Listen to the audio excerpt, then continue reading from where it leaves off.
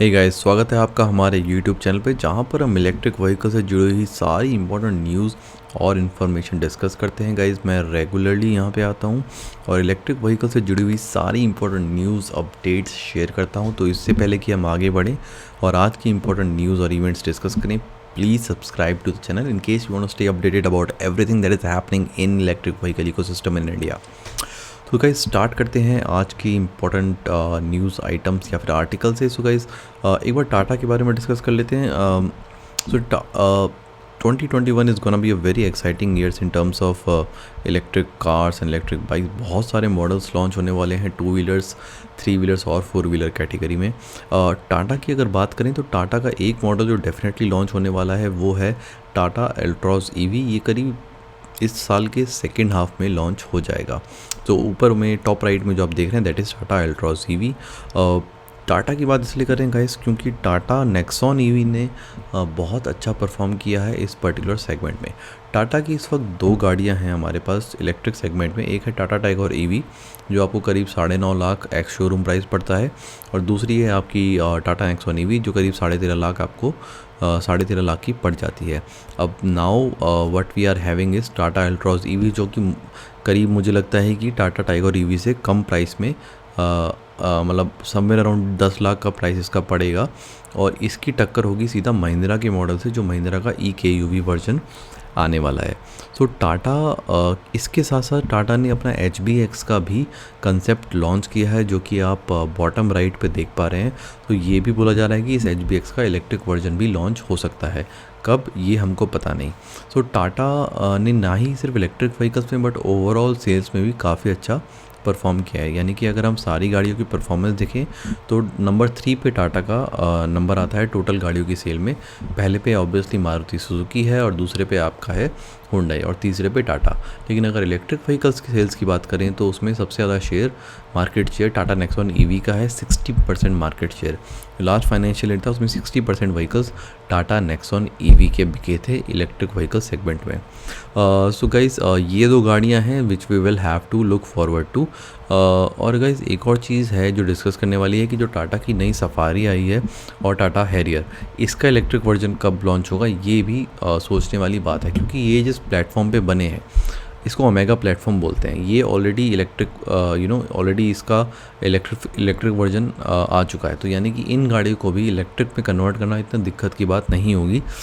However मुझे नहीं लगता कि 2021 में इनका इलेक्ट्रिक वर्जन आने वाला है, बट 2022 में हम वी कैन एटलीस्ट थिंक कि हाँ इनकी अनवीलिंग हो जाएगी इलेक्ट्रिक वर्जन की। बट आई डोंट थिंक कि 2021 में टाटा सफारी या फिर टाटा हैरियर का इलेक्ट्रिक वर्जन आने वाला है।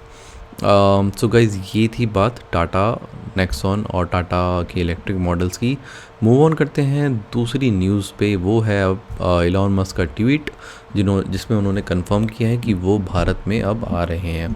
ये तो मैं पहले ही बता चुका हूँ कि भारत में वो ऑलरेडी आ चुके हैं in terms of the research centre जो कि बेंगलोर में एस्टेब्लिश हो रहा था, लेकिन अब लीगली आ चुके हैं, यानी कि उन्होंने अपनी कंपनी रजिस्टर कर दी है।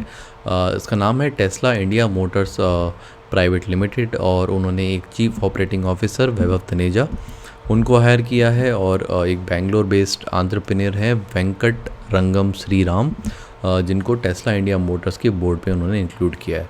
सो अब ये रिसर्च सेंटर जो बनेगा बेंगलोर में, तो आई थिंक ये रिसर्च सेंटर एक तरीका है लीगली भारत में घुसने का, और अब ऑब्वियसली सेल स्टार्ट हो जाएगी। पहले थोड़ा रिसर्च होगा, थोड़ा मार्केट एनालिसिस होगा। अब देखना यह है किस तरीके से टेस्ला इंडिया में आती है। कि मेरा गट फीलिंग है कि इनिशियली या तो पूरी की पूरी गाड़ी इंपोर्ट होगी या फिर पार्ट्स आएंगे और वो असेंबल होंगे, लेकिन उसके बाद शायद उसकी मैन्युफैक्चरिंग स्टार्ट हो।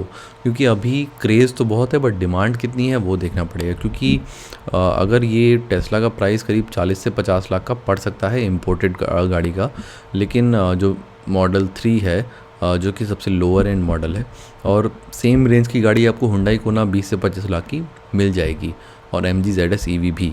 तो फिर इंडियन कंज्यूमर क्यों डबल प्राइस में लेगा। लेकिन हाँ ये हो सकता है कि क्योंकि क्रेज़ है तो कुछ कस्टमर्स टेस्ला के ब्रांड की वजह से एक प्रीमियम देने के लिए तैयार हो जाएं। सो बस डिमांड और सप्लाई का गेम रहेगा guys. So we will have to closely watch कि टेस्ला कैसे आता है और टेस्ला कैसे परफॉर्म करता है इंडिया में।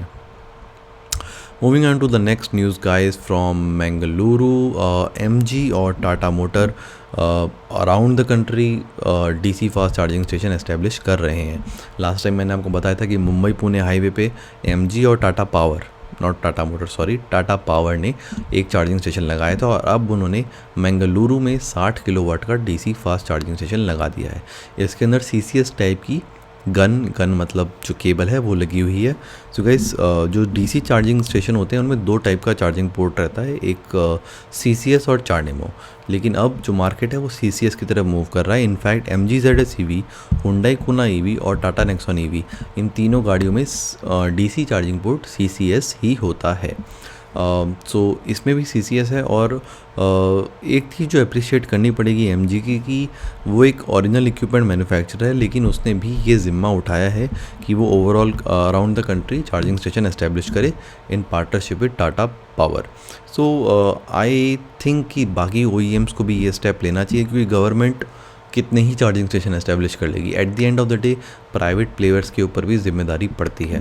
तो MG-ZS EV इस मामले में बहुत ज़्यादा अच्छा कर रहा है। इनफैक्ट इस चार्जिंग स्टेशन का, क्योंकि इसमें टाटा पावर ने लगाया, तो जो टाटा की इलेक्ट्रिक गाड़ियाँ हैं उनको भी फ़ायदा इसमें हो सकता है। So guys, this was the news from Mangaluru. So congrats to Mangaluru citizens. They can go and charge their car. 50 minute लगेंगे पूरी तरह चार्ज करने में एक MG-ZS EV को। Okay guys, the last news item is from the company call Odysse. ये काफ़ी सारे मॉडल्स लॉन्च कर रहे हैं। अब इन्होंने एक और मॉडल लॉन्च कर दिया है, E2GO मॉडल, जो कि लो स्पीड इलेक्ट्रिक मॉडल है। इसके अंदर 1.26 यूनिट्स की लिथियम आयन बैटरी रहेगी, 250 वाट का मोटर है और लेड एसिड बैटरी में भी ये मॉडल अवेलेबल है। तो मेरे को ऐसा लग रहा है कि this is low speed version, which I think ये वो वाला वर्जन है जिसमें आपको 22 किलोमीटर पर आवर की स्पीड से कम स्पीड रहती है और लाइसेंस की आपको ज़रूरत नहीं पड़ती। Just like hero electric optima, जो मैंने अपनी एक वीडियो में दिखाया था आपको कि हीरो का ऑप्टिमा मॉडल है जो कि 22 किलोमीटर पर आवर की स्पीड से मैक्सिमम से कम है। तो उसमें उसकी होते हैं, इन्होंने खुद बोला है कि इन्होंने कॉलेज गोइंग और स्कूल गोइंग स्टूडेंट्स को टारगेट किया है। प्राइस है 55,500 रुपीज़ ऑन रोड प्राइस। थोड़ा हाई है, क्योंकि हीरो की गाड़ी भी आपको इससे कम में मिल रही थी। अगर दिल्ली में ले रहे तो दिल्ली की सब्सिडी और आपको मिल जाएगी। मैं पहले बता चुका हूँ कि दिल्ली में बहुत अच्छी सब्सिडी चल रही है 2 व्हीलर्स और 3 व्हीलर्स और 4 व्हीलर्स में। 2 व्हीलर में चल रही है 5,000 रुपीज़ पर यूनिट बैटरी। अगर 2 यूनिट बैटरी कर लेते हैं तो 10,000 की सब्सिडी दिल्ली सरकार कैशबैक फॉर्म में लोगों को दे रही है। और गाड़ी में 15,000 रुपये पर यूनिट की गाड़ी में मैक्सिमम 1.5 लाख रुपए तक की सब्सिडी जो है मिल रही है। सो गाइज़, ये था आज का news. In case you are interested you can go and check out it on Odysse website. So I hope आपको आज का वीडियो अच्छा लगा हो। Please subscribe to the channel अगर आप electric cars, electric bikes, electric rickshaw, electric auto, electric buses और electric charging station से जुड़ी हुई सारी इंपॉर्टेंट अपडेट से जुड़े रहना चाहते हैं। So guys, that's it. See you in the next video. Till then, goodbye.